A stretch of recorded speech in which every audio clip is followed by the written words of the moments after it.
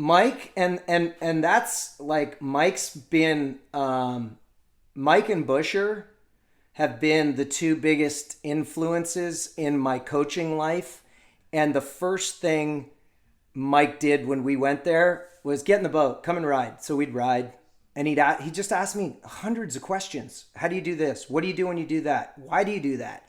I'd tell him, oh, I need to bend my knees and keep my head up. Why do you keep your head up? What, like Mike was the first guy that I met that went against the grain of the water ski narrative that you hear. Like, he was not a conforming person in any aspect of his life, but in his coaching, it was like, it wasn't good enough that so-and-so told him that this is how you do this trick. It was like, nope, I'm going to go out, I'm going to learn it, I'm going to break it apart, and I'm going to tell you exactly what it is that you need. It's like, I call it now peeling the onion, and Mike is the ultimate dude to peel the onion to the core of any freaking thing there is, period.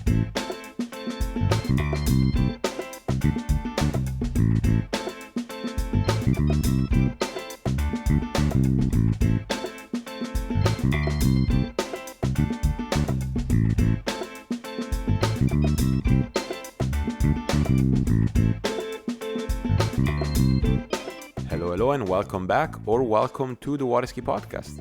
This is Matteo, your host, and the goal of this podcast is always the same: promoting the sport of water skiing through primarily the voices of the people in the sport. And what a voice for this week and the next, actually, because this is a two-part interview with Matt Rini. Matt is definitely one of the most famous coaches in the world, and one of the most sought after coaches in the world of water skiing. And we spent a lot of hours talking, which is really what I enjoy about this podcast. And in the first part, like with a lot of my guests, we really talked about his journey into skiing, which was an interesting one that I wasn't particularly aware of. And we talk about his skiing days, his competitions, what he got involved with in order to be able to ski and to get coaching at a high level. Something that he was keen on, and his parents first were keen on, not too far into his skiing journey. Now, I selected a piece from this interview for the intro, the one that you just listened to, about Mike Ferraro. And I think that already here you will hear a lot of the influences that Matt had in his journey. And I think it's important to recognize those. Matt spends ample time, even in this first part, just giving due credit to the people that influenced him. In the second part, which will come out next week, we will cover more the coaching philosophy, really, of Matt, from the technical to the things he looks into a skier before they even watches them, what he believes is good coaching, what he believes not to be so good coaching. A lot of coach talk for you guys next week. But for this week, we have this first part with Matt Rini and his journey from through skiing and then into coaching. Before we start, I wanted you to know that this episode is brought to you by the Flowpoint Method. By now you should know the Flowpoint Method is the online water ski training program developed by Jenny LeBeau and Marcus Brown. Jenny and Marcus leverage on years of experience and competency to give a truly holistic approach to water skiing, covering technique, fitness, nutrition, and mindset. And you will hear from Matt next week how a lot of these are important into the journey of an athlete, and we'll discuss especially technique and mindset and fitness too, actually, next week with him. So, you're an amateur skier, seasoned pro, the Flowpoint Method provides structure and guidance for anyone who's truly committed to take their skiing to the next level. So you can become a member of the Flowpoint Method by going to thewaterskipodcast.com/flowpointmethod, one word, or you can click in the link in the show notes. That link will prompt you to a free trial, so you can sort of dip your toes into the program and see if it's something for you. My guess is that it's going to be something for you if you like water skiing and you want to improve. So check it out, thewaterskipodcast.com/flowpoint method. All right, that's it for the intro. Nice to be back. Nice to be back publishing some interviews. So without further ado, let's hear the first part of my interview with Matt Rini. All right, Matt, welcome to the Waterski Podcast. Thank you for deciding to do this. Thank you, Matteo, for having me. I've been loving listening to him, and I love what you're doing for, the sport, digging into people's lifestyle and more than just what we can see on Instagram and in tournaments. So I'm excited to be here. Yeah, I'm excited too. It's we're nearing episode 100, which if you'd asked me 3 years ago, no chance. But people in water skiing are interesting, as you and I know already. So no, it's been a fun journey, and I'm glad to have you here. Really. So since you've been listening, I'll fire away with the usual question: how'd you get into water skiing? Yeah, so it started. I didn't start super young, but being a good Canadian, we all live around water. So my aunt, actually my mom's sister, she lives on an island in the St. Lawrence River, which is right where Lake Ontario drains out, through Montreal and out to the ocean. And, my brother and I used to go and hang out with our cousins there, and they just had this old Evinrude, 75 or 100 horsepower outboard engine, and we mostly used to fish. We would go in the end of the dock, and my uncle would take us out in the boat and we'd fish. We loved to fish because when we were young, we didn't live on the water. So, and it was just always, it actually came from my grandpa, who's not alive anymore, but he always used to ski in the summer when he was a kid. And so he taught my mom and her sisters, she had 2 sisters, how to ski. And so it was just we always had, they always had wooden Cypress Garden skis that were tucked away under the bow of the boat with all the big orange puffy life jackets. And and so it was just something that you did in the summer. It was when we weren't fishing, fish in the morning, fish at night, and people water skied. And I was actually super reluctant to ski because in fishing I caught lots of pike, which for anybody who knows what a pike looks like, they got pretty big teeth and they're big. And I was not down with getting in the water and bobbing around, to go skiing. But my brother, who's a year older than me, skied. And my aunt finally talked me into it because I convinced her that she couldn't take me straight off the dock, that she just kind of had to beeline the shore. She couldn't, take me out in the deep water, just in the shallow water. So, and I can promise you, Matteo, to this day, I still remember the feeling of skimming across the water, looking down at those outboard bubbles underneath my feet and holy cow, I'm actually skimming across the water. We're so deep into this sport, we forget that feeling that hooks people. It's like walking on water, man. It's an incredible feeling. And, I loved it. And we did it a few times that summer. But I never really thought it was anything more to do than kill a little bit of time after lunch before the night fishing came. And so I was probably 8 or 9 years old at the time. And so both of my parents were business owners. So my mom owned a floral and gift shop, and my dad owned an engine rebuilding business. So they were entrepreneurs working like crazy. My parents are 2 of the hardest working people. Thankfully, I saw an amazing example growing up. So we used to spend time at my grandmother's house, which was on this bay off of Lake Ontario called Collins Bay. And there was a water ski club there.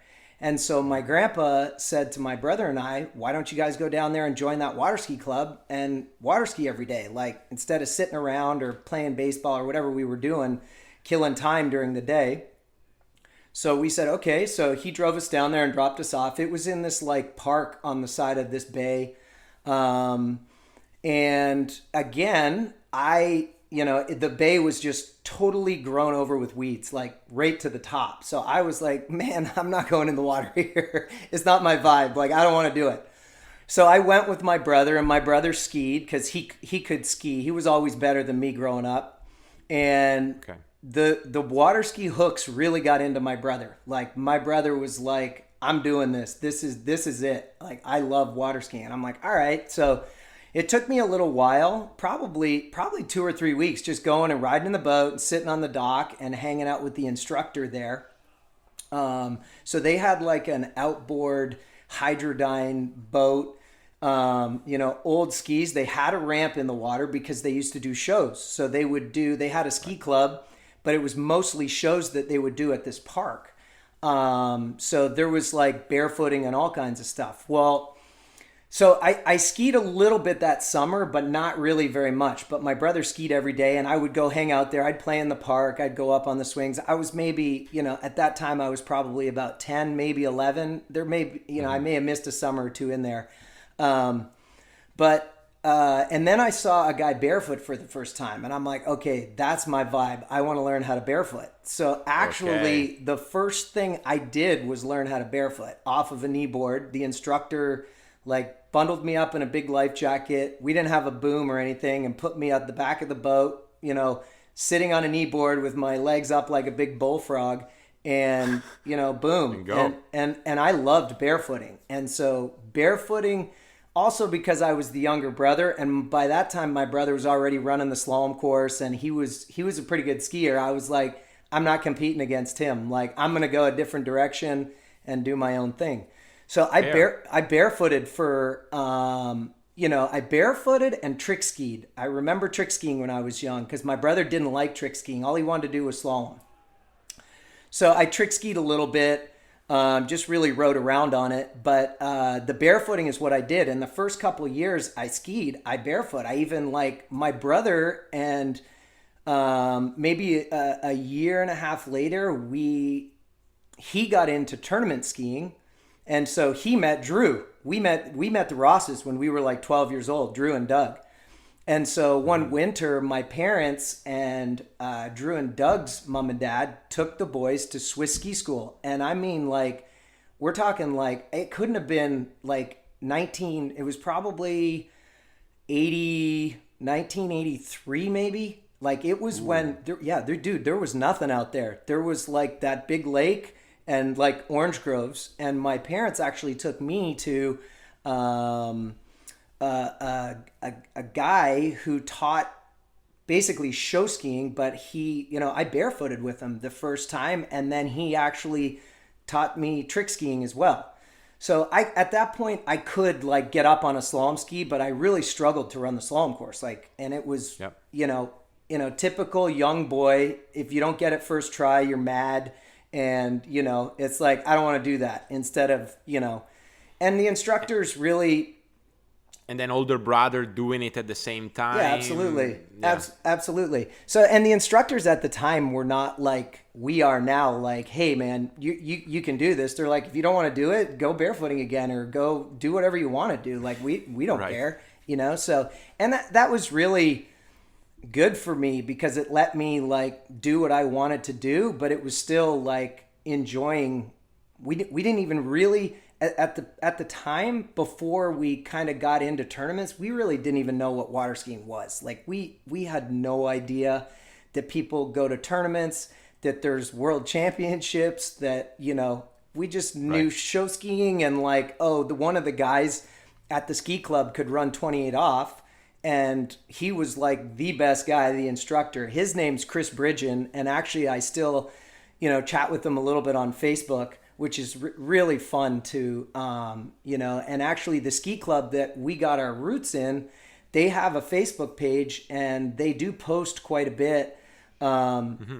It's really cool to see all the people that really, influenced me young are like, some of my biggest fans now, because they're like, they see where I've gone in the sport and we're like, man, we remember you when you were, 11 years old and scared of weeds. So, right. So it's a really cool thing. And so Yeah, so then basically what happened was I barefooted, like I could do tumble turns, and maybe I learned how to do a back deep water start.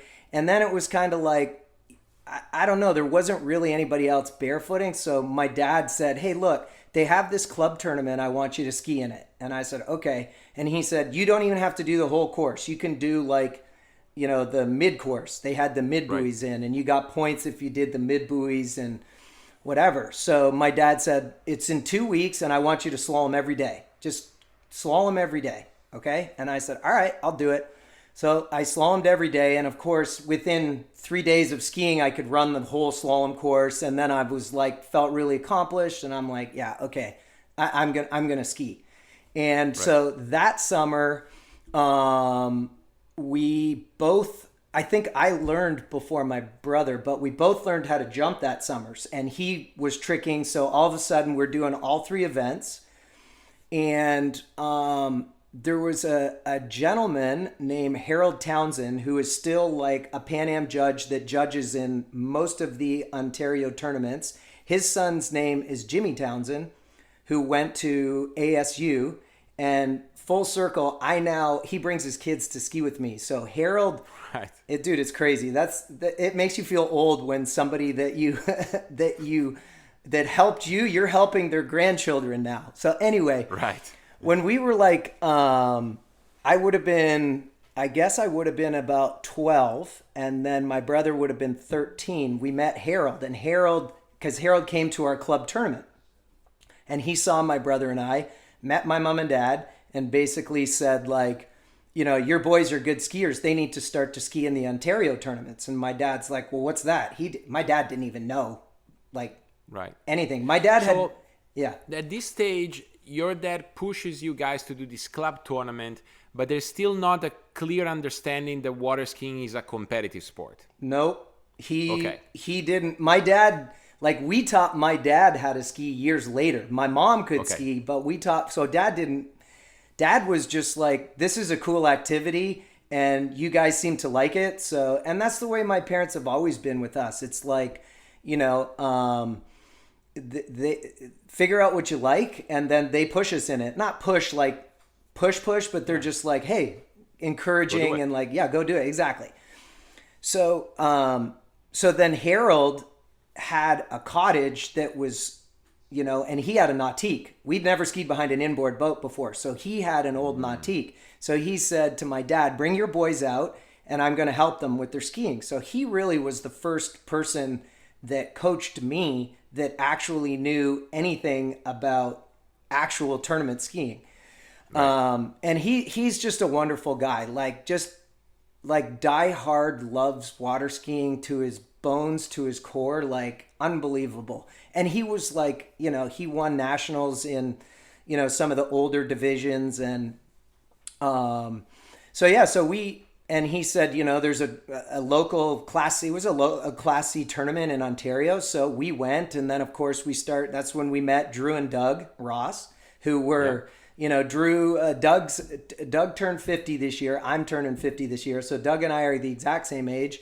And then Drew and Dan, I think Drew's a year older than Dan, but we were all right around the same time. And of course, Drew literally has not changed since, Drew Same was dude. the most fun person we've ever met. Like we were sheltered Catholic kids, like growing up. Right. So we met Drew and Doug was super like laid back and chill, but Drew was just like, wild and ready to go all the time. Energy. Oh, Energy. big time.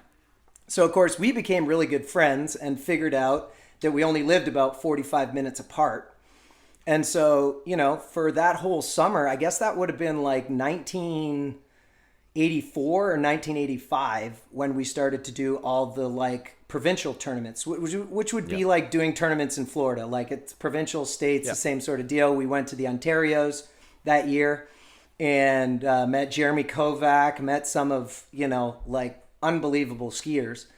And so by the end of that summer, dude, the hooks were in so hard because we met, some really amazing people who had the same interest in us. I did every sport growing up as a kid, soccer, baseball, hockey, everything. But there was nothing that was like, take it or leave it.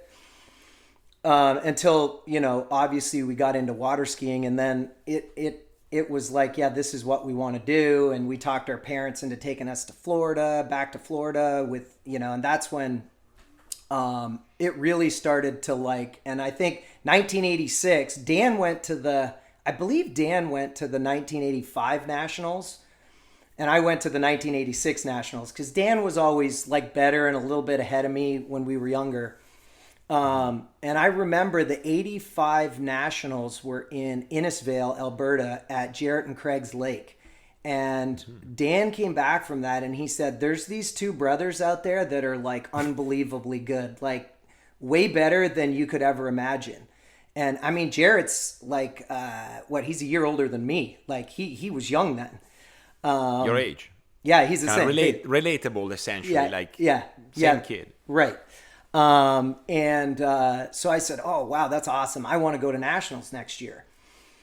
So what happened, we started to do the Ontario tournaments again in 1986. And then in Quebec, they had some tournaments as well. They had, actually in 1986, they had the Junior World Championships in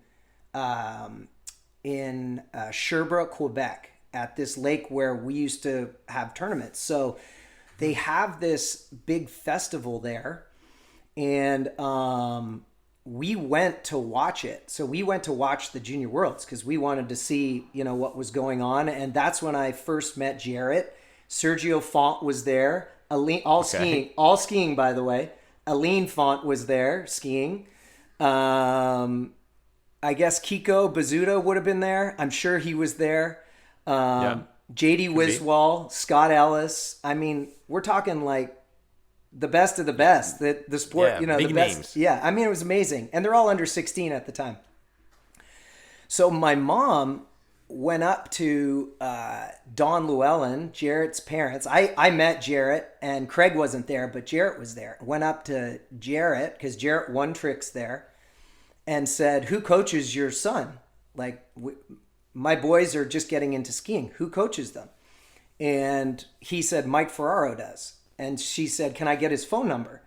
So that really laid the stage for like the direction of my life, good or bad. I'm, blaming it on him.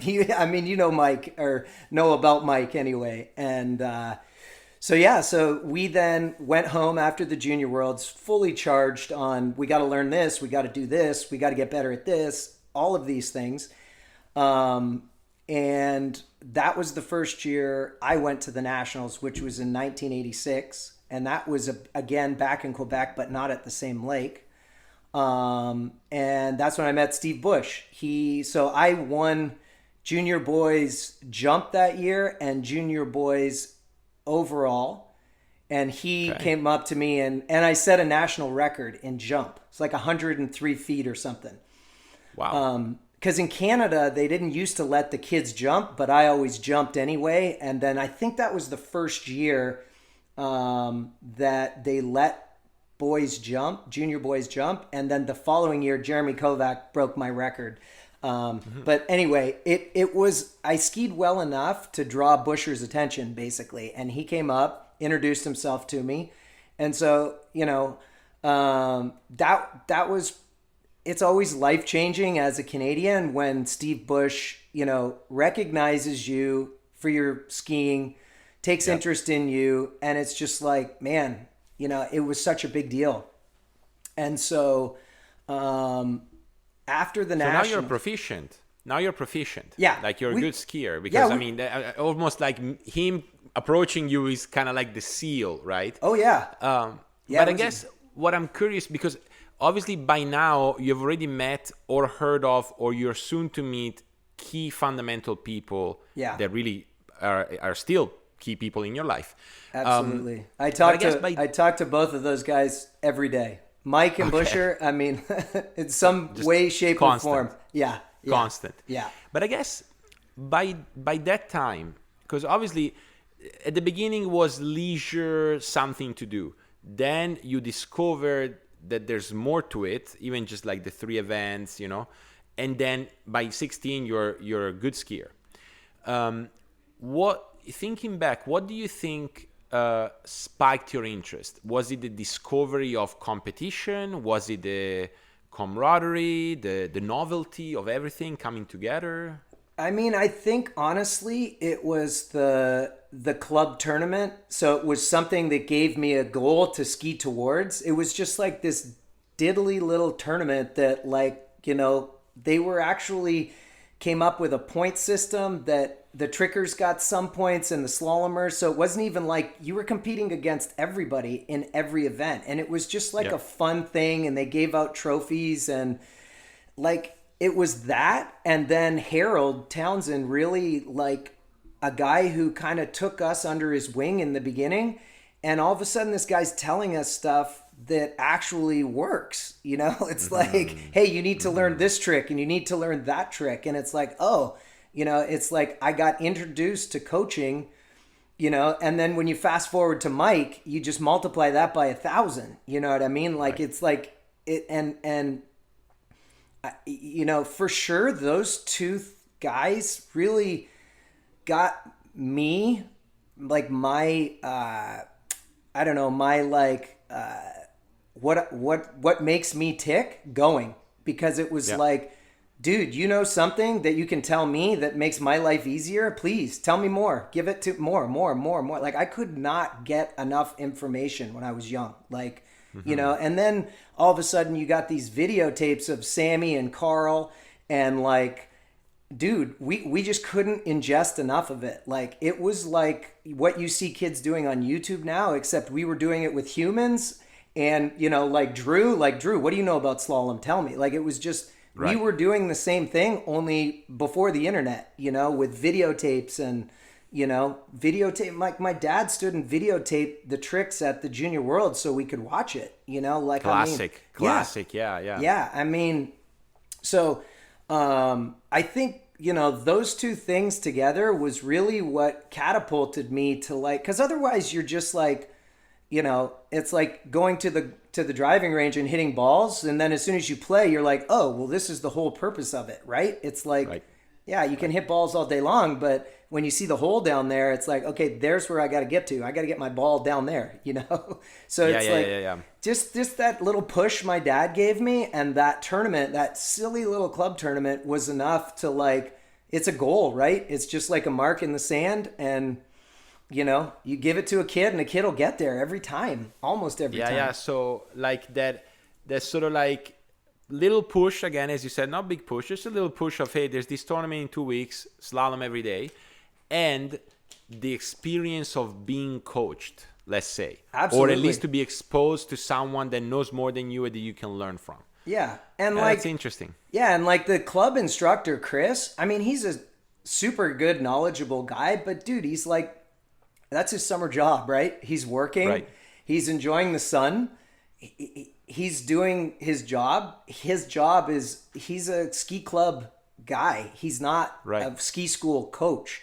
And then when Harold grabbed onto me and was like, dude, you need to learn to reverse toe back. You need to learn how to do toe wake back, toe wake front. I'm like, what are all these tricks? I don't even know what you're talking about, So, I mean, that was really like the first time somebody pushed me and said, hey, you're going to get better because you're not going in until you get better, type of deal. And he, Harold's a drill sergeant. You ask his son. All right. Oh yeah, he's a drill sergeant, but it's good. I mean, it's like, it makes you feel accomplished when somebody, believes in you, demands it, and you produce it. It's like, dude, there's no better feeling than that.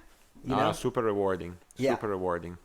So we left you at 16, junior national champion in overall and jump. Yeah.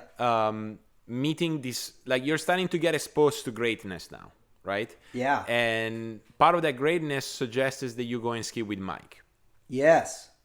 So how did that go? First set with Mike. So, my mom called Mike because there was no email or text. So she called him. And if you've ever tried to call Mike, it's like impossible to get him on the phone. So she's like, I think I have the wrong number because the phone just keeps ringing and ringing.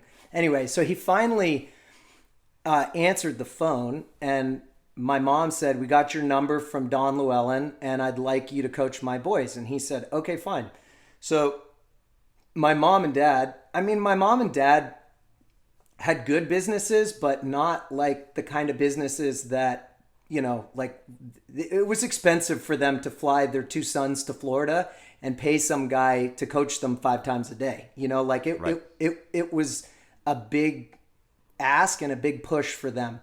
But, my parents are just incredible in that, they believe in hard work, and they believe in like they'll invest if they feel like you're giving back. And they've always been that with us. So my dad, and I still say this to people now when they come, is my dad said, you guys go learn as much as you can and just don't make me pay the coach to tell you the same thing twice. If he tells you something, you do it. Like, do not have him have to tell you twice, is what he told me. Yeah. And I was like, deal. So we get on the plane, we go down to West Palm Beach, and Bruce Dodd was there. So I got to meet Bruce Dodd. Yep. I'm not sure what year Ryan was born, but I don't think he was quite born yet. If he was just a little toddler. And so we go down there, and like Mike picks us up at the airport in his big old Bronco, takes us to his house. And I'm like, so where's the lake? And he goes, we don't have a lake. And I'm like, what do you mean you don't have a lake? He goes like, we go tricking in these canals. And so it was down in West Palm Beach, all the canals down there. So that's where we used to go. And so we're like, do we need to bring our slalom? We don't have a slalom course there. We're just going to go trick. And I'm like, okay, I guess we're learning how to trick today. Because, Mike was just like, we pick up the boat, throw it in the lake and go trick. So at the time, I don't think I could do a toe back to back. I could like do a reverse toe back and a toe O, and like I could hold the reverse half wrap, but I couldn't like do a wake 5 or anything. And so I was probably tricking, I don't know, it had to be low 2,000 points or something like that. So we went there in October. My mom and dad sent us both for 2 weeks, and like it was literally like somebody had a magic wand. Like, and I joke about that all the time when people come. I'm like, oh, it's your lucky day. I have my magic wand with me today, Right. Because that's what it felt like. It felt like everything that the guy said worked. And it didn't just like kind of work. It worked like perfect and first try type of thing. It was like, it was unreal how, but you got to remember, Mike grew up with, or was influenced heavily by Russ Stifler, who invented all of the toe tricks, basically. Like, he invented them all. So Russ lived down in West Palm Beach. And so Russ and Mike Mike was a really good tricker at the time. And so then, we get there, and there is Christy Overton there. So I met Christy Overton. Ton and Britt Larson, met them there. Craig and Jarrett were there. And do you know Richard Abelson? Jake's dad, Richard. Okay, so his brother, Stuart. I had not met Richard yet, but Stuart. And there was one other girl there. And my brother and I were the worst skiers there. Like, these guys are all like good skiers already. Yeah, already, And so we went to bed that night, and I told my brother, I'm like, we suck, dude. Like, we're the worst ones here. But I'm telling you, when I come back next time, I'm not going to be the worst one here. I'm going to be better than at least one person. Like, and so, but it was such an amazing experience to like go there. And so just to put into perspective, like that, I was probably tricking 2,500 points. The next summer, I think I tricked 6,000. Like, I went from like 2,500 to 6,000. Like, yeah, man, it was, but we went in October, and then we went for about 3 weeks in the spring, and, we would ski, basically in Ontario, we would ski from Easter to Halloween. So like, I mean, as soon as we could go, we would go. And it was always like the biggest thing when we'd start back in the cold to like not lose. Like, we expected to ski exactly the way we skied in Florida. Like if you were doing this string of tricks in a row, you had to do it in the cold first try. Like there was no like, oh, I'm just gonna get back in. No, man. It was like there was just this complete and utter desperation to improve. Like it was like a desperation to get better. So do you think, because it's an interesting, like we hear of these experiences of coaching quite a bit. Thinking back for you and your brother, was it the stature of the guy, the people around, just the fact that whatever he said worked? Mike and that's like Mike's been Mike and Busher have been the two biggest influences in my coaching life. And the first thing Mike did when we went there was get in the boat, come and ride. So we'd ride. And he just asked me hundreds of questions. How do you do this? What do you do when you do that? Why do you do that? I'd tell him, oh, I need to bend my knees and keep my head up. Why do you keep your head up? What, like Mike was the first guy that I met that went against the grain of the water ski narrative that you hear. Like he was not a conforming person in any aspect of his life, but in his coaching, it was like, it wasn't good enough that so-and-so told him that this is how you do this trick. It was like, nope, I'm going to go out, I'm going to learn it, I'm going to break it apart, and I'm going to tell you exactly what it is that you need. It's like, I call it now peeling the onion. And Mike is the ultimate dude to peel the onion to the core of any freaking thing there is, period. Like, and that's really when it made me start to think for myself, not like, oh, I need you in the boat to tell me what to do every time. It was like, no, you fell on this trick this way. What did he say that was from? Oh yeah, this. Remember, did I do this or did I do that? It was like really the start of, self-accountability, just because it was like, I didn't want to be the sucker that had to just listen to somebody tell me. I wanted to be the guy that was smart enough to know it on my own. And so it like really had, my brother was a little bit different. My brother's more of a scientist. So my brother, like he just wants, just give me the goods and let me go type of deal. Like, just tell me what to do and I'll go do it, And there is people like that. And he was like that, but I was completely not like that. Like I would get in the boat every set to watch people and listen to him.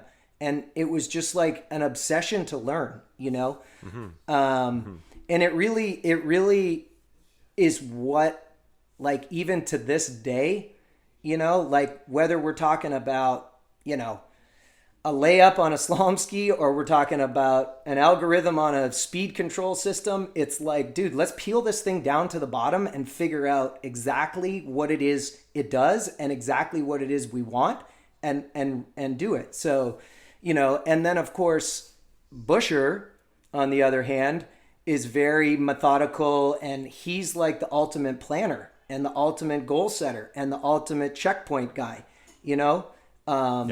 So those two influences on me are really, what I hang my hat on, the coaching side of it. And then of course, Tangy is a big influence too from back in the day, but in a different way. And I can get to that when we get further into the story. But, So I think, because we're going to talk very deeply about coaching later, it seems to me that like, it's more evident how Mike and Steven like really influenced your coaching down the road. That seems like, and we're going to talk about it, but it seems pretty clear now.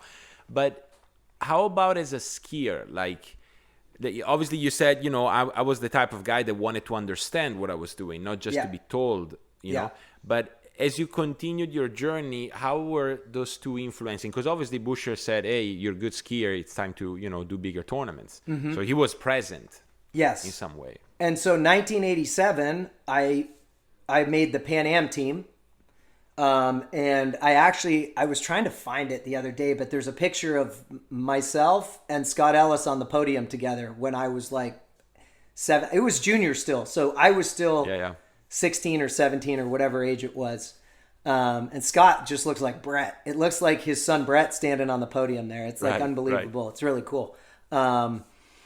so then, and that was the first international tournament that I made. And so, of course, at the Pan Ams, we're meeting Mexico, Brazil, all the countries. No Chile at the time, believe it or not, but it was, and so and you're representing your country. Yeah. And so that was like, okay, I need to make every single team there is from now on. Like this is the jam. This is super cool. So, that was a big motivator. I mean, there wasn't even Junior Masters or Junior US Open or any of that stuff when I was young. So it was really the Nationals was our biggest event. And then, of course, Pan Ams or Junior Worlds, which I've never skied in a Junior Worlds. I didn't make the team. The last year, it was canceled one year.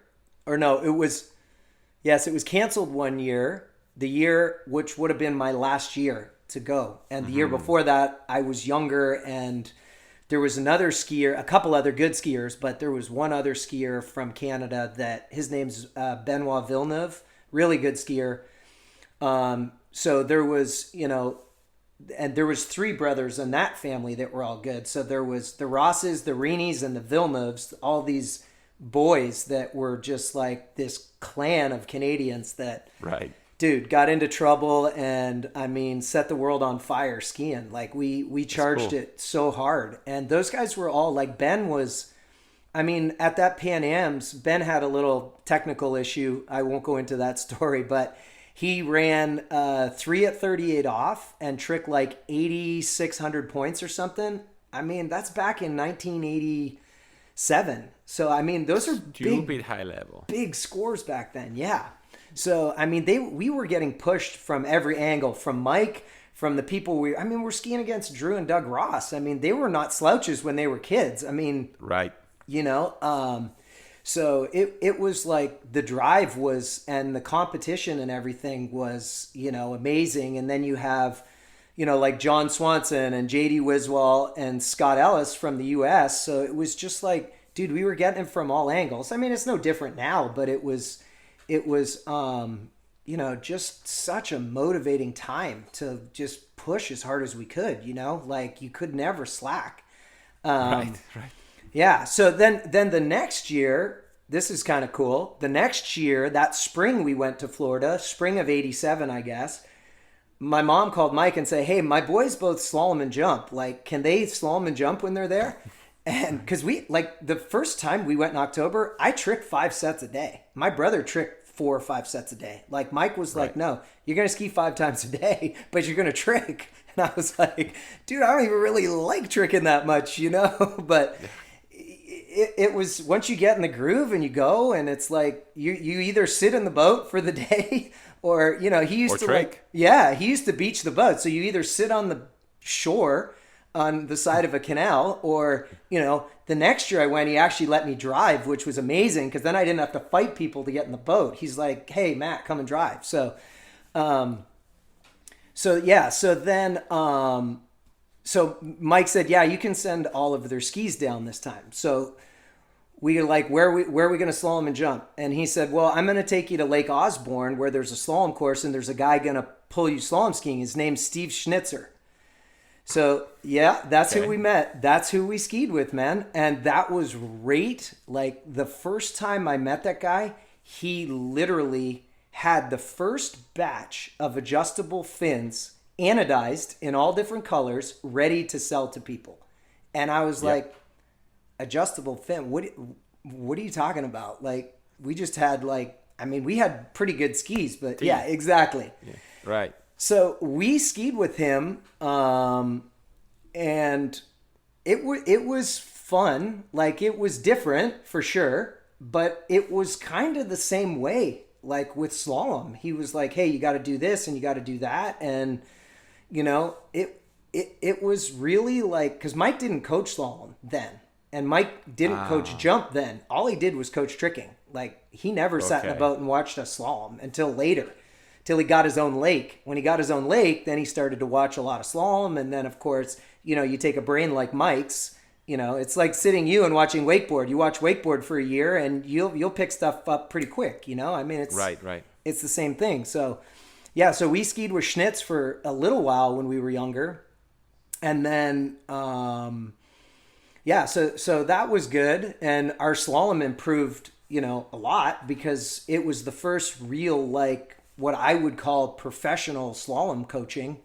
Right. Like Harold, who helped us, really just like get your hips up, get your shoulders back, that kind of thing. But Schnitz started to like help us understand the speed and deceleration and acceleration, which is stuff we don't talk about anymore necessarily, but it's like those were the things that we did then. So that was good. And then we just jumped with there was a jump by the Hilton, so we used to go and jump there, and it was sketchy and it was terrible, and so we just really didn't jump when we were in Florida. And my brother was a jumper, so my brother actually started going to jacks because he was like, tricks is fun, but I need to get better at jumping. So he used to go and ski at jacks when I would still go to Mike's a little bit. He would come every once in a while, but the bulk of his training, he wanted to go, jump. Jim Clooney was at Jack's, yeah, and Jim knew Dan, and Jim and Dan were friends, and so that was better, better for him. But and then the next sort of milestone in my skiing was, I skied with, then when I was like I guess I was like 16 or 17. So my brother would have been 18. My brother went to the University of Central Florida. And so they had a ski team then. And so he, of course, he ended up living with Wade Cox, Kyle Tate, and a guy named Juan Alvarez. There was 4 of them living in a house together. And they rented the house from Carl Roberge, which is where Wade and them skied. Yeah. And so I went up to party one weekend, ski party, whatever, do whatever, and I met Carl. And it's the first time I'd ever met Carl. And I was like 17 years old or whatever. And I was just like, it's the first time I've ever been starstruck by a skier. Like, I was going to say, yeah. Like, I mean, it's Carl Roberge. Like, I got posters of him on my wall in my bedroom at home doing a whip side slide with his Sundeck shorts on. Like, dude, like, this guy was like the epitome of cool. Like, yeah, everybody can ski. Mike Shaylander and Mike Hazelwood and all these people you see on the videos. But like Carl, man, he was like the marketing, like everybody sponsored him because he was just like surfer boy, moved to Florida, and now he's like the most dominant skier. So, and Carl is like completely the opposite of Mike, right? You're talking about like complete, just like, hey, show me, do one of those ski line 5 things you do. So I go out and trick and do a ski line 5, and then, okay, can you pull me? I'm going to do one. Like, and then he just makes it. Like, he just watches it and makes it. It's like, Carl was like unbelievable. So, the weekend turned into a couple of weeks, which then turned into like Carl. I really bonded with Carl just because Carl was an overall skier who wasn't really awesome at tricking. So, and I had just learned, like, I mean, at that point I was tricking like, I don't know, probably 7,000 points. I could do a whole whack of body overs, which not very many people could do. Yeah. And, I could probably do one flip at that time and like the basic toe pass with toe line O and all that stuff. So like, he used to ask me to watch him tricking. So I would get in the boat and help him. And then he's like, hey, do you want a job here? Do you want to work for me? And so I was like, I called my dad, and my dad's like, yeah, if you want to work there, like, go for it. So I said, yeah, I'll work for you. So I actually, being at Carl's is the first time I actually ran ski school, because Carl would show up and ski and hang out and very rarely get in the boat. But I like lived at the ski school. I cooked at the ski school. His wife Carmen used to bring all the food, and I would cook for the students, pull them. I mean, it was like full time when I was 17 years old, like full time. And so I worked for Carl for 2 years, and it was amazing. Like for my slalom and jump, it was amazing. And I would always go and ski with Mike still. And then I got to the point where So Mike now was in Orlando. no, Mike was in West Palm still. Oh, so you would drive down to ski with him still. Yeah, I would go see Mike. And at that point, Craig and Jarrett had moved to Orlando. So they had bought a house out by Jack's on like just 2 doors down from where Jack and Leilani actually live. And so, you know, and Jarrett and Craig were really kind of like, they were kind of more like my brother and I's, like Drew. So after the 2 years, we ended up living with Doug and Drew. But at the time, Jarrett and Craig were like really good friends with my brother and I. And we were at Mike so much together for like 2 years that, you know, like Jarrett and I were really close, and Craig and my brother were really close. We were all friends, but, and so we're like, well, they're moving to Orlando. Dan moved to Orlando. So I'm like, well, I want to be up here in Orlando. Plus, of course, I'm hanging out with Wade Cox every day, who is like exploded onto the slalom scene. And he's like Mr. Cool. Like, oh my God, like Coxie's like cool, you know? Cool. And, cool. And I'm 17, right? And so I'm like super impressionable. And so, you know, it was really a good couple years with Carl, because it was just like a completely different aspect of skiing. Like there was no, like, you know, when you're down with Schnitz, somebody's got to be timing every pass. It's like, you know, we're hand driving too, right? So like, you know, they're all freaking out because they just started end course videos. So you got to drive perfectly straight, but you got to make it feel like you're weaving and yada. Yeah, I mean, it was just like, it's like what skiing is now, only it was like that. Then. You know? Yeah, and it was brutal. So it was like just completely opposite with Carl. Carl was just like, I showed, you know, one day he only knew me for a couple days, and he's like, you know how to drive a boat? And I'm like, yeah. He's like, you ever drove jump? No. Do you want to learn? Sure. So he's like, he didn't tell me anything. Like in those days, they used to have like, the engines were carbureted. So there'd be like, you know, 2 barrels and 4 barrels. So you'd have to lift up the engine box and hook the little thing on. So he's like, do this every time before I jump. And he said, just go down there, turn around, line yourself up with the course, and just watch me. As soon as I turn at the 6, floor it, pull it back to 35. As soon as I turn for the ramp, floor it, pull it back to 35. I literally had never towed a jump skier over the ramp before. Never. And so, no, hold on. So he said, okay, if you want to learn how to jump, and so he skied? Oh, yeah.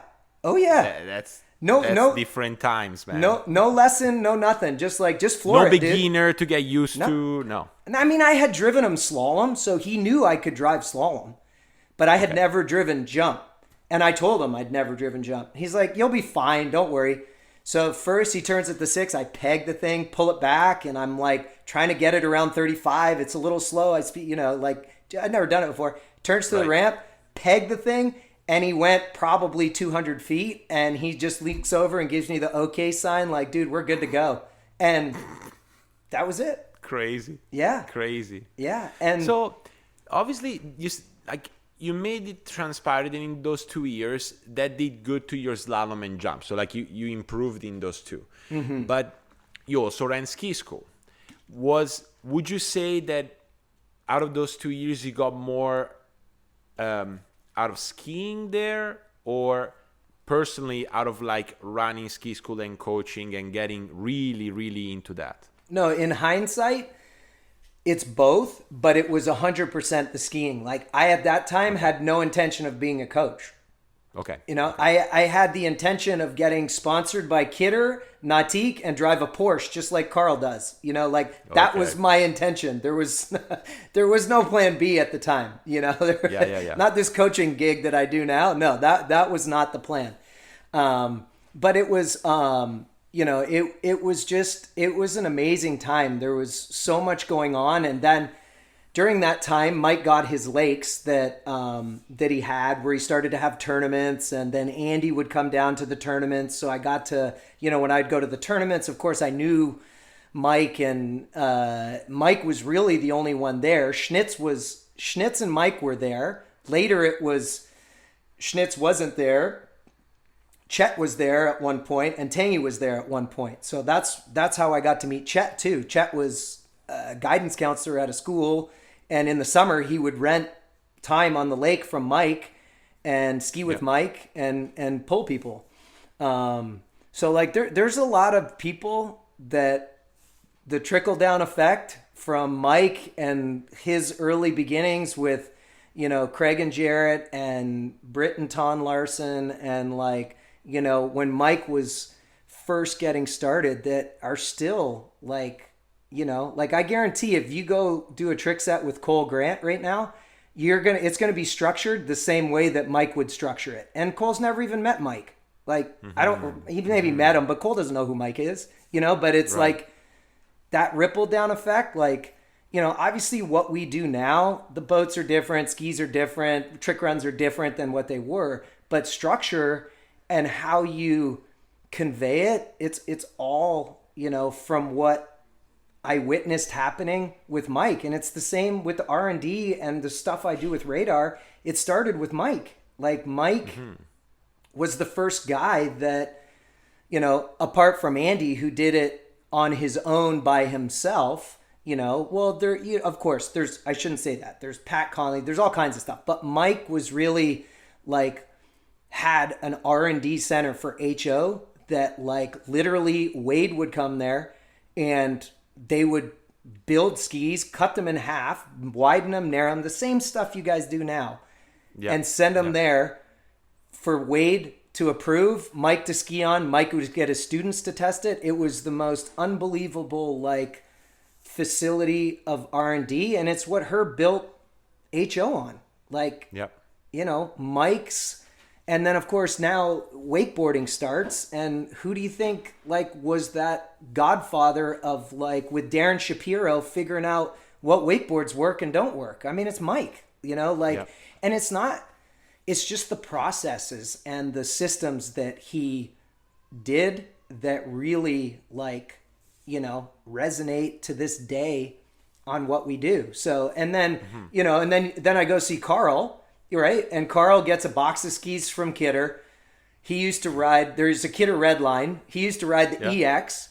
The first thing you do is take a brand new ski out of the box. He'd take a 2x4 piece about this big with a piece of pretty coarse sandpaper on it and just run it down the bevels and sharpen those front bevels. He's like, they never make them sharp enough. Just sharpen them. And so I'm going from Schnitz, who's telling me at the time that I need to move my fin by the thickness of a matchbook, to a guy who's running 39 off, you know, taking sandpaper block to his ski and like scraping it. So it's like one end of the spectrum to, but it's like, it's exactly what I needed to see. Like, he's like, Finn, what? No, put quarters under it if you want less of it, or put pennies under it, or whatever you want. But I'm not putting one of those things on my ski. Like, no, I don't need that. And, you know, not that he's right or wrong, but it's just like, it's again, a different, it just helps you as a skier know that like, hey dude, this is on you. It's not on what's going on the back of your ski. It's like, this is on you. You know what I mean? Like, give Will Asher any ski and he's going to rip on it. It's got nothing to do with where the boots are and the fin settings and all that stuff. You know, it's just and that's the way Carl was. And I still have to this day, he won the Masters in overall and slalom. I forget what year it was, but when he came back, he gave me his jacket because he said, it's because of the tricks you taught me that I won. So here's the jacket. I really appreciate what you do for me. And I still have the jacket. Wow. Yeah. And I was like 18 years old. So it was like, man, this guy was totally my idol. Like, I have so much respect for that guy. He dominated jumping too. Like, he dominated a whole season of jumping, you know? I mean, if I'm not mistaken, I might be wrong on these stats, but I'm pretty sure he's the only guy who has won slalom and jump at a Pro Tour stop. I don't think there has been ever anyone else, at least in the men. I think it's for the season. Oh, for the season? Yeah. Even, what? I think it's for the season. There is a stat, something like that. It may just be an individual event, but the year he was, I think it might have been for the whole tour season. I know for sure one year he went undefeated on his jump skis. undefeated, never lost a tournament. Man, Yeah. crazy. You know, and he's competing Crazy against stuff. freaking Sammy Duvall, you know, and like, I mean, it's not like Jacinta, you know, winning for a whole season. It's like, dude, it would be like a guy winning every tournament for the whole season. It's like, you know, with Dodd and Freddie on the dock and Joel and Dorian and I mean, it's like, it would be heavy, remarkable. heavy season. Yeah, remarkable. So now you're 18. You've been 2 years, roughly speaking, in Orlando. 2 years at Carl's. Where is your skiing taking you next? So, it's got to be getting pretty close to 19 by this time, 1992 maybe or so. And so, of course, we didn't have 17 to 21 worlds then. So I had my eye on the worlds in Singapore in 93. So it was either 91 or 92. So I talked to Busher and I'm like, hey, what do I need to do? And he's like, first of all, you need to get into better shape. I'm like, okay. Because, you know, we didn't exactly have the best diet and we lived away from our parents. So, you know, and we could buy beer and yada, yada, yada. So I said, okay, I can do that. And then, so I decided to move back to West Palm Beach because I wanted to be around Mike and I had met Tangy and I wanted to ski with Tangy. So I went back to ski with Mike and Tangy. Mike was coaching a lot more wakeboarding then than he was skiing, but he would still jump in the boat for me or just even like, hey, what are you struggling with? Let me come and fix it or whatever, you know? And so, but at this point, my parents are still paying for everything, but like the reason I worked at Carl's because it was really the way that I could stay in Florida all year round. Like we couldn't afford to pay to go somewhere. So I worked at Carl's so I could ski all year round. And it was an amazing experience, both, you know, looking back, both as a skier and of course I got to hang out with Wade and, you know, and at that time, Christy Overton moved back to Orlando, so she was coming out to the ski school all the time. So I said, you know, if I'm really going to focus on my skiing, I need to go back to West Palm. And so I would drive the boat for Tangy, and I would slalom and trick with Tangy. And there was a slalom skier there who also, so Tangy would work the whole day. I would drive the boat for the morning and ski for Tangy.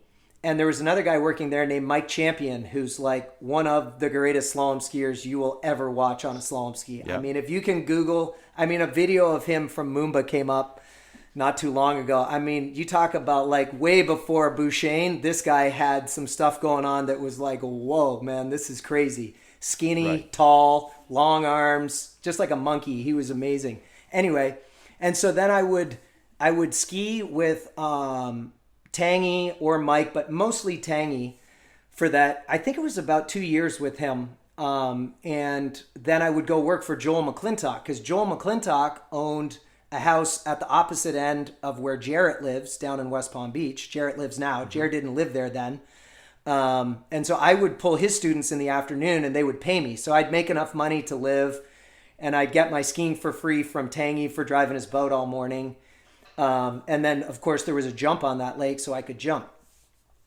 So you found your system.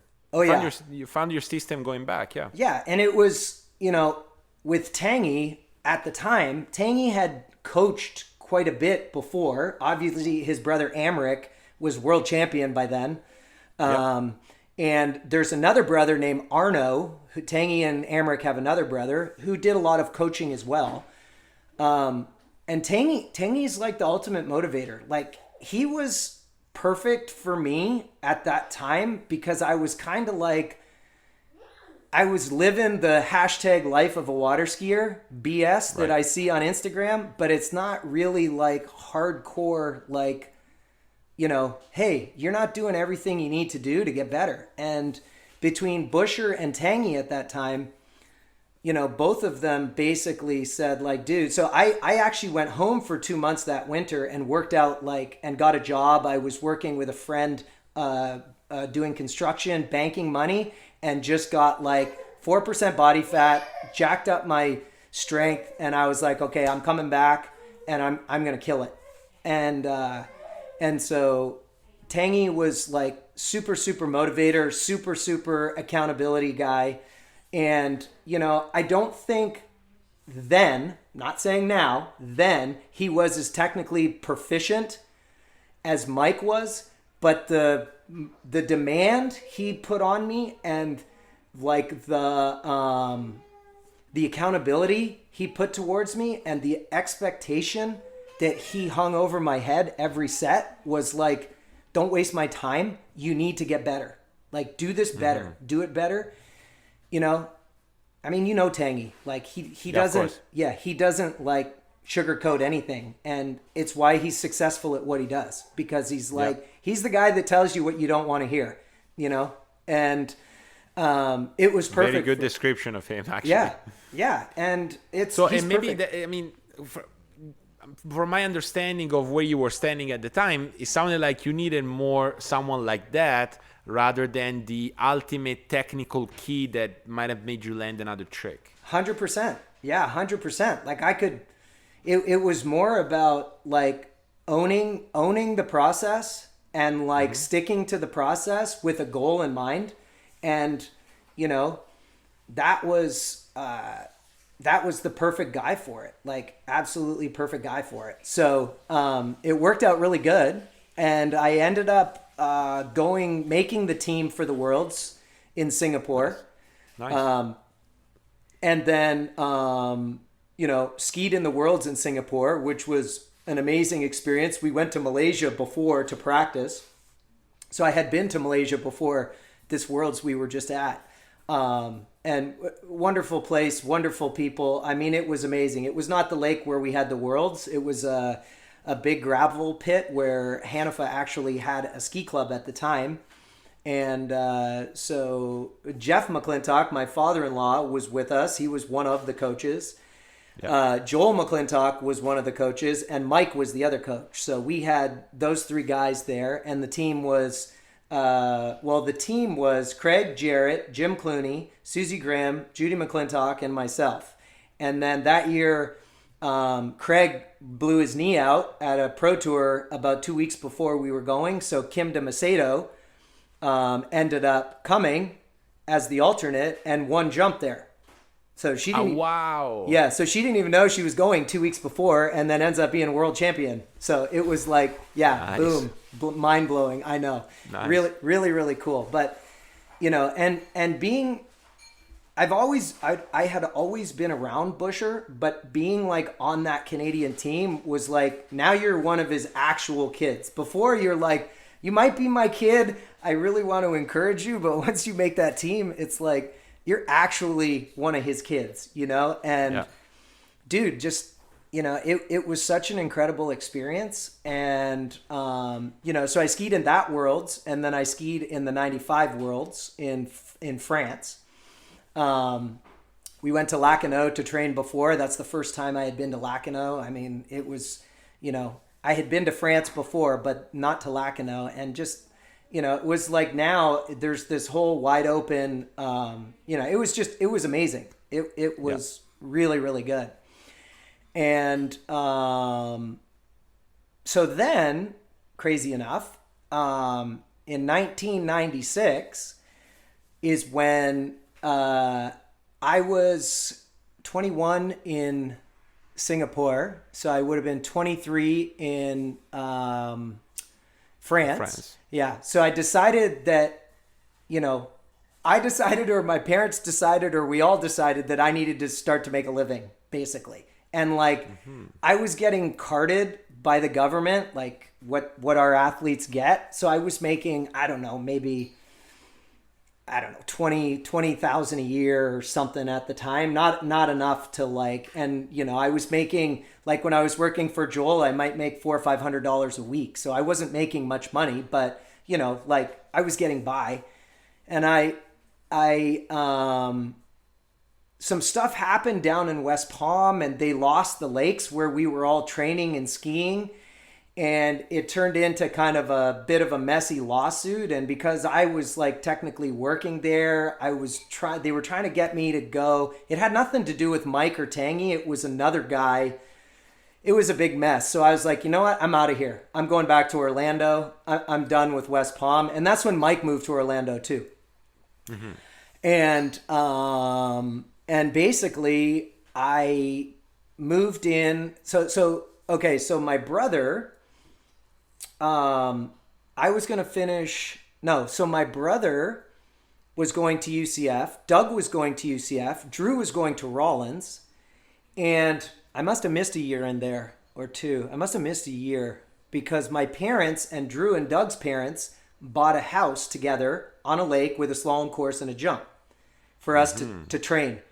And I trained, that's right, I trained there for 1 year and finished in high school, or not even a full year, like kind of a winter, finished high school after I worked for Carl. Then I went back to West Palm Beach. So when I was done in West Palm Beach, I came back to Orlando to live in, our house that we had there.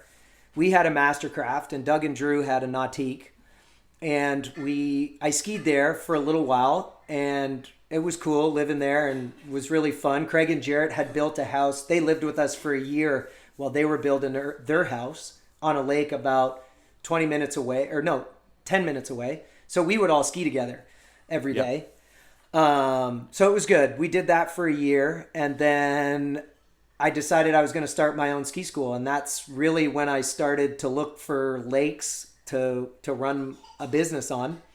I was coaching a little bit from our house and just not making enough money to justify. I went to UCF for a semester, skied on the collegiate team. We won nationals that year, so that was pretty cool. Nice. Yeah. Yeah.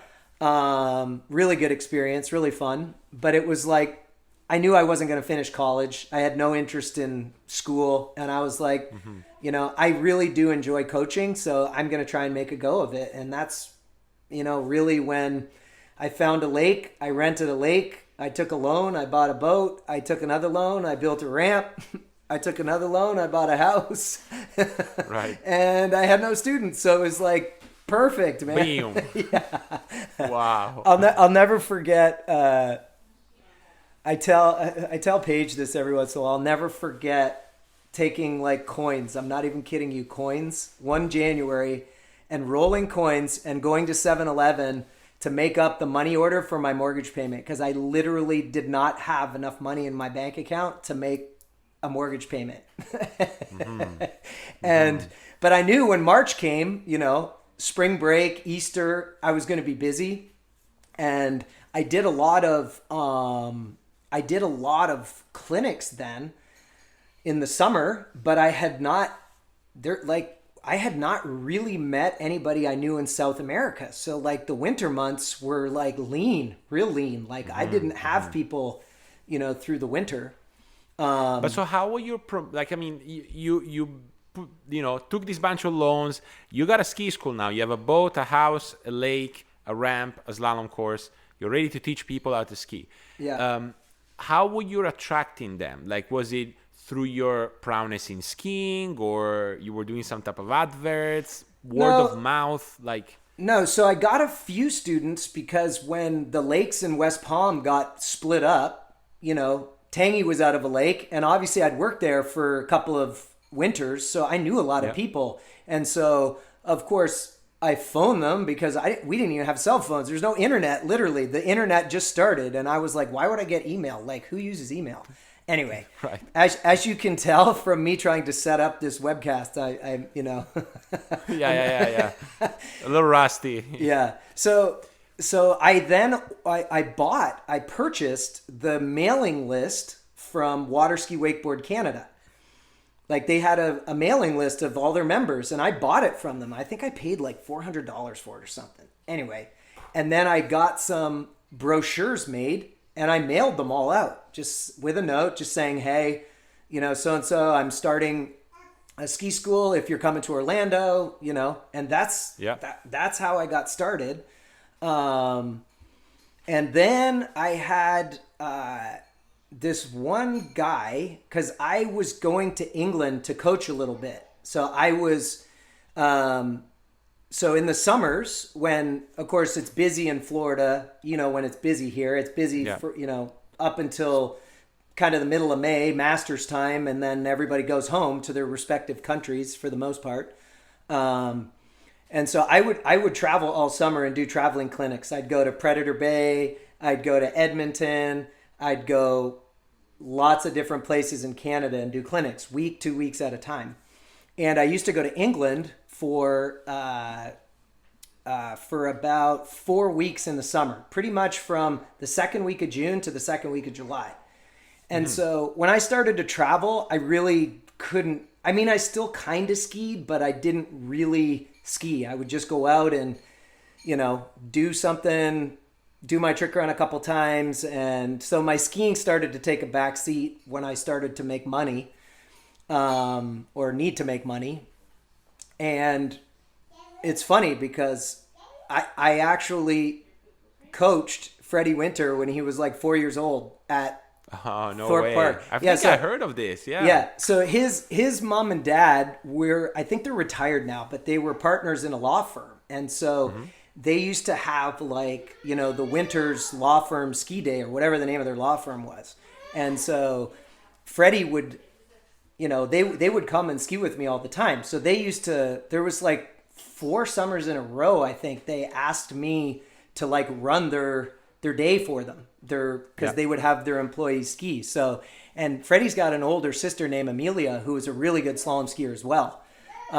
So I didn't coach Freddie that much because Freddie was really young and didn't really love skiing when he was young. Like, he would ski, but he was kind of just go out and let him do his thing and we'll bring him in and we'll take the next person type of deal. So, but, yeah, it's just, it makes me feel old, but it's so cool to see, now he's who he is, of course. I mean, it's amazing. It's amazing.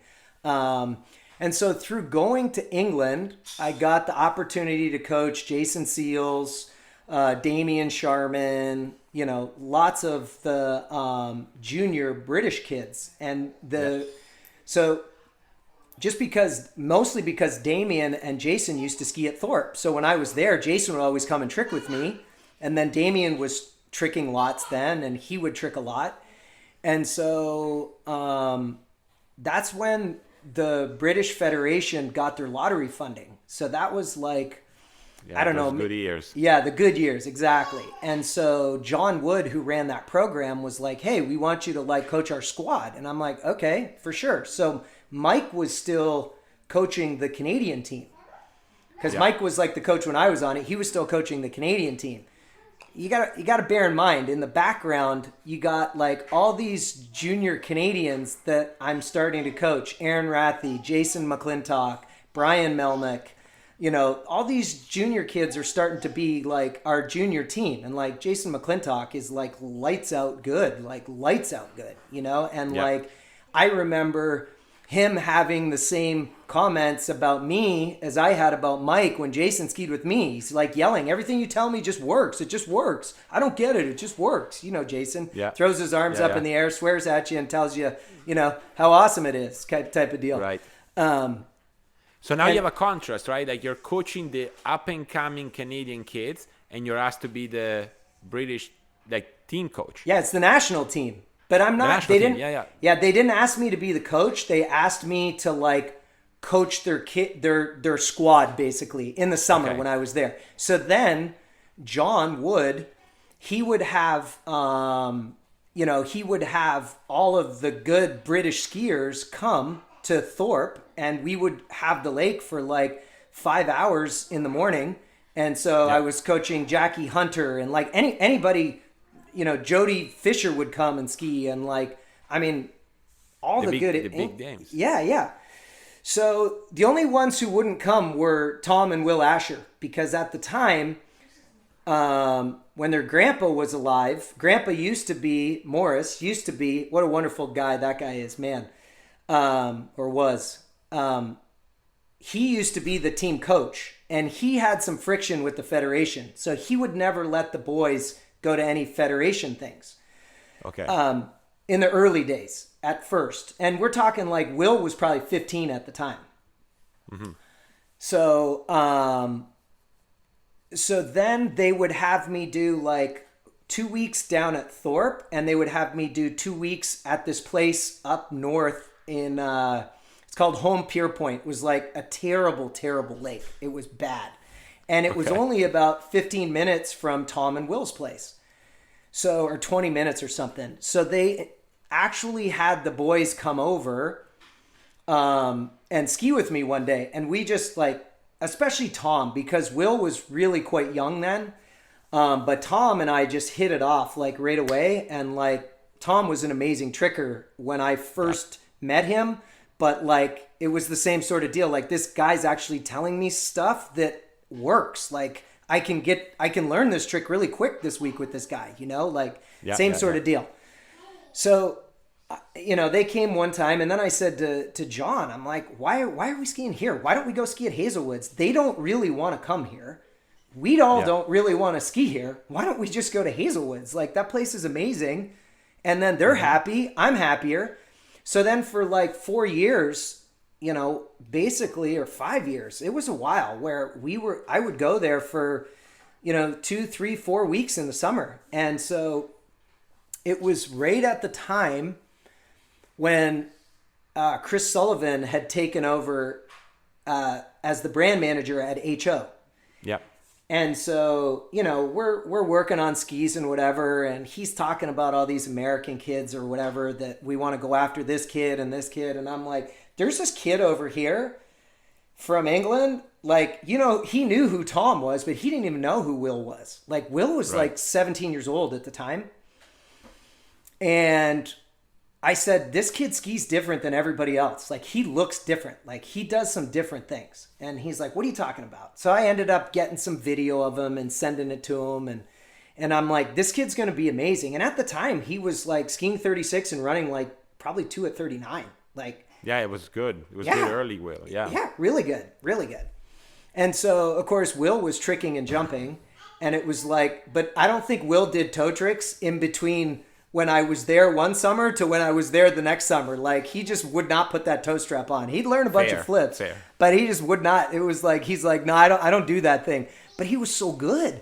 Like, after I was there for a month, the kid could do like, I mean, lots of toe steps. Like, he's good. He's really good. Yep. He just, you know, because Tom broke his leg when he was really young. And like, I think it spooked Will. And like, Will was just like, I don't want any part of any of that. Like, no.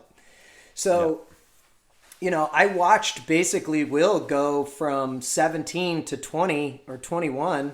And, you know, it was like, again, just diversifies my portfolio in the way that you just see how things are done in Europe. It's not the same as we do them here. It's just different. It's not better. It's not worse. It's just like, you know, if you're programming a computer, which is my brain, like, the more stuff you can dump into it, the better off it's going to be, you know, like, just the way they drive, just the way they, like, you know, like, his dad would drive for the boys every day, and like, we still had perfect pass, and, you know, it'd be like 1606, 1605, 1603. There was never a like miscalculation of the headwind when Will and Tom were slaloming. It was like, dude.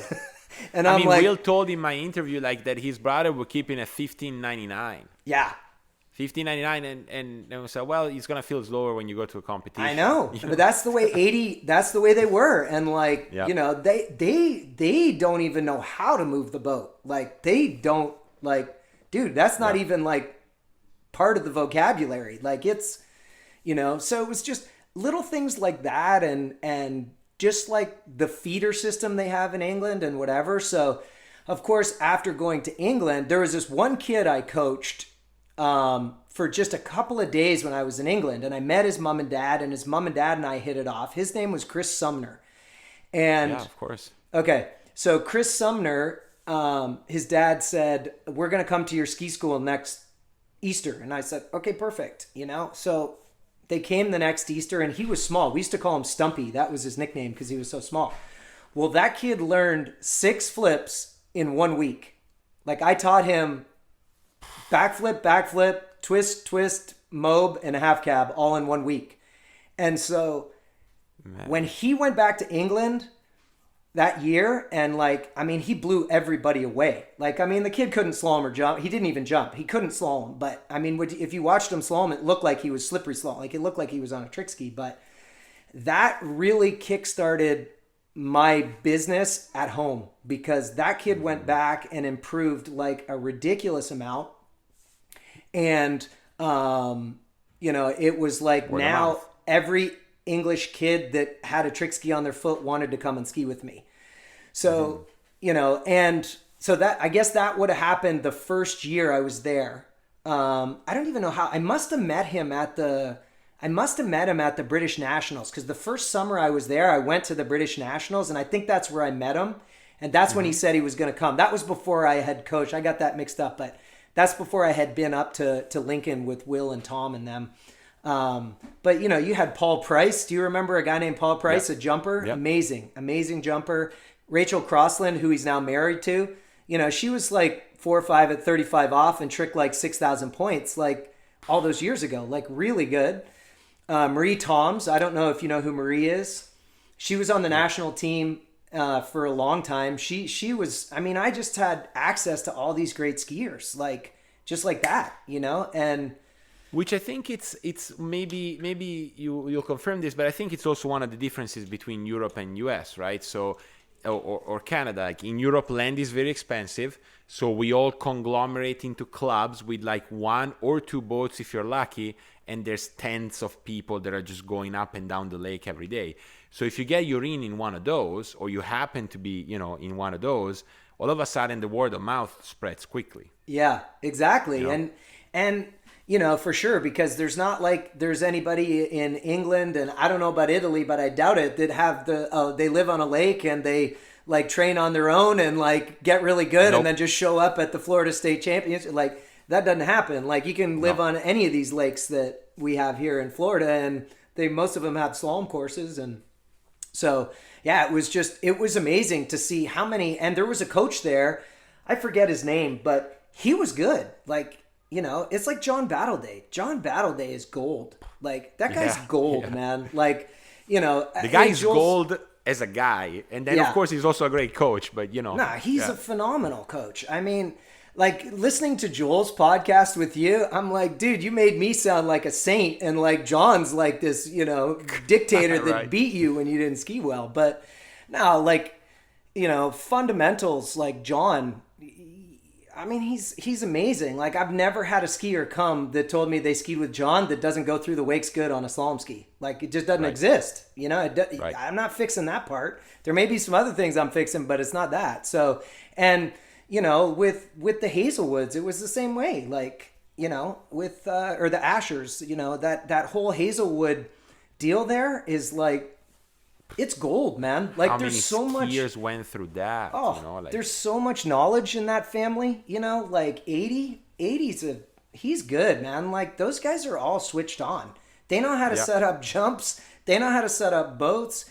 They, like 80's not going to teach his kids how to ski, but dude, even just having everything right, like the speed controls are right, the ramp's the right height, like, like those are lessons. It's important. Those are lessons I learned, because when we were kids, dude, my dad gave us lots of opportunity, but we didn't know what we were doing. We had like slalom courses made out of like, clothesline that bows when the wind blows, and like, right. And like, that's one thing that I would say, and I've been to so many lakes where you're like, I don't want my kid to go over that ramp. Like, what are they doing? Like, it's terrible, and like, I would say that influenced me to like with my ski school, the way that Hazelwoods have everything perfect there. Like it's perfect, they don't have the best weather in the world, but their jump is waxed and perfect, it makes you want to go over it. And if you ever go to my lake,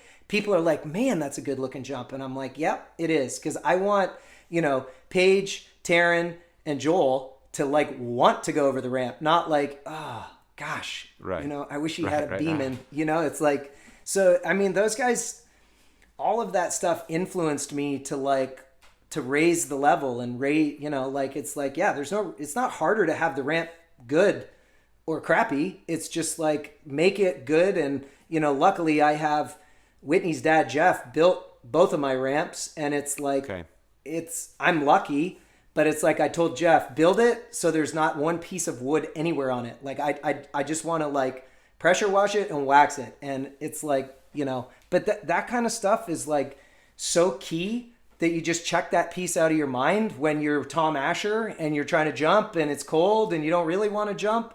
It's like, you really don't want to jump if it's the ramp's crappy, right? So it just doesn't make you go over, essentially, over that moment of saying, okay, I'm still gonna go. Right. Look, I think we're approaching the second part of this, but before we go there, I just have one final question about the story so far. As you said, clearly the decision of starting the ski school and you starting to coach more coincided with you skiing a little less and a little less and a little less. How did you take that moment? Was it a hard transition? Was it a easy transition? How was it? Well, it was it wasn't hard. Like, I had some issues with my knees. I've had several surgeries on them, so I couldn't jump as much as I wanted to. And really, I wasn't a good enough slalom skier. I wasn't a good enough jumper. I was a pretty good tricker. Like, I was in the top 10 in the world in trick, but I was an overall skier. And you know, and now I'm like competing against Jarrett, who's breaking the world record and jump. And like, it was like, you know, Jarrett struggled in slalom, but like, dude, you know, he tricked 10.6. The rest was pretty good. Yeah, and jumped 230. So it's like, I could see that like my physical limitations, where it's not like it was a hard decision like, oh, I'm going to give up this opportunity that I have. You know, it's not like I'm in Paige's position, you know, like right. The sky's the limit for that girl. You know, she's young and whatever. But it was like I could see a sunset to my end game. And I was like, okay inside with changing gears because I love to coach. I still love to coach today. You know, people are like, I don't know how you put so much energy into this. And I'm like, well, when you get better and smile, that's what I do this for, you know? Okay. So. Perfect.